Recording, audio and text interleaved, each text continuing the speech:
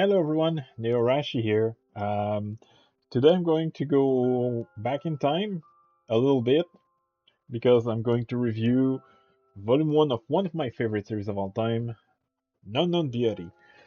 Decided to review Non Biyori because, I realized that I keep mentioning it's my second favorite series of all time, and I've only reviewed like, I think, 4 volumes out of the 16 in the almost 3.5 years that I've started this YouTube channel. So I thought it maybe it was finally time that I talk about it. So it's been a long time since I've read it, but um, like my Flying Witch review, I do remember um, the bigger events of that volume. And um, basically, I think um, I think of all the series that I read that manages to introduce all main character within one volume. There are so many series that don't introduce other main character until later, like um, my dear friend Nokotan only starts with two main character and introduces the other two main character at volume 2 and 3 respectively. But this one introduced all four main character in volume 1, and I think it does a very solid job of not just introducing them to the character themselves, but their overall personality. Like it already shows from the beginning that uh, Otaru is um, kind of shy, mostly because she's a transfer student, and quickly shows us the admiration slash love that she feels for Komari. It also shows us Komari's kind of tendency to try to act older than she is, mostly because she is pretty small for age. We can definitely see Renge's quirky personality, which I'm not a huge fan of, but I know that many people love her for, and obviously Natsumi's tomboy personality. I think it does a great job of showing all of that in one volume without feeling like too cramped. It managed to the series is mostly episodic, but it still managed to show uh, Ato, the mangaka, managed to really show all of that within one volume without it feeling like cramped, without feeling compressed.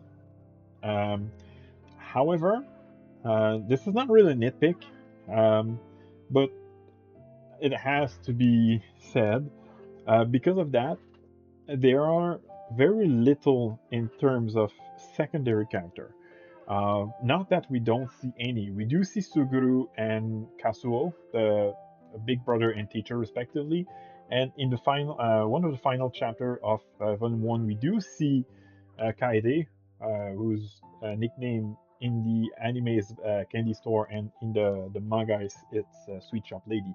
So we do see them, but they are not really uh, shown as much. Well, Suguru doesn't have much presence to begin with, so but we don't see them a lot compared to later volume, and we don't see Konomi at all. I don't think we see her until like volume 3. Same for uh, Ikage, Renge's big sister. Well, Kazuo is also her big sister, but like the middle sister. So I guess maybe it's a good thing that we don't see them too much, um, because I like how it just focus on the four main character for most of the story of Volume 1.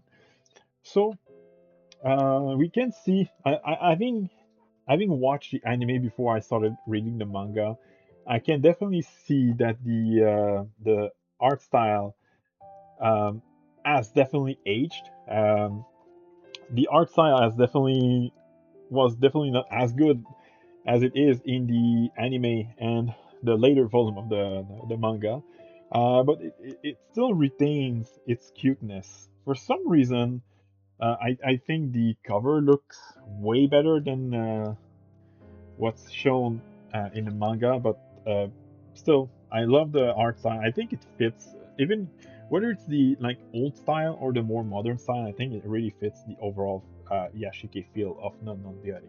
So Volume One is an easy 10 out of 10.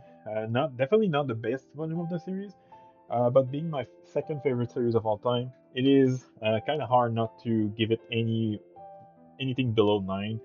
Not because it's near perfect. I mean, even if I give something a 10 out of 10, that doesn't mean it's perfect. That just means that I loved it like more than I hoped for.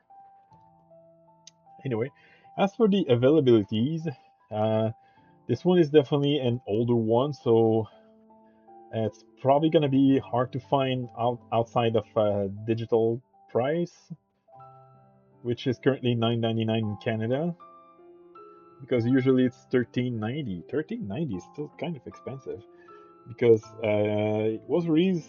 The physical release was released at 14.99 in Canada.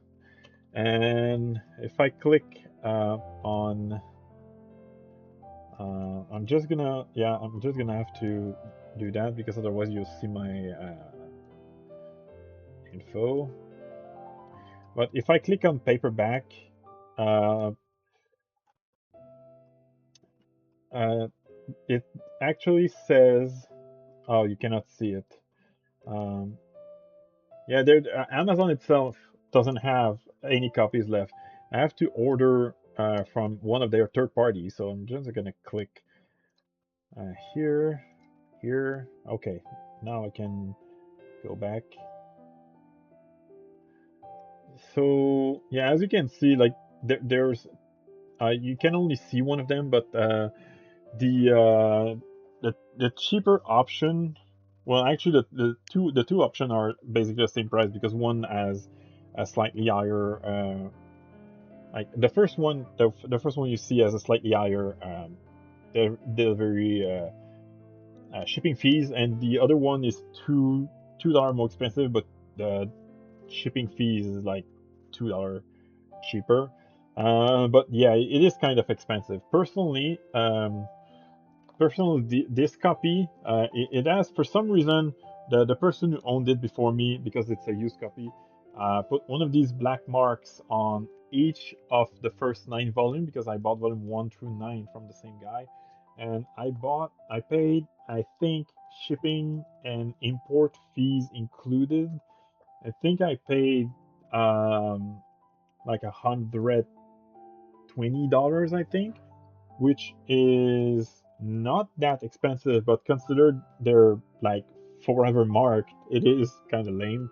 But yeah, it is pretty difficult to find this this one. It's almost impossible to find brand new, actually. This one was released almost 11 years ago, and it's not as popular as Watamote, which, as you may know, I actually managed to snag a brand new copy not that long ago, even though it's like 12 years old at this point, the English copy. Anyway, this has been this review has been long enough, almost 9 minutes. That's quite a lot. So, hope you enjoyed, and I'll see you next time.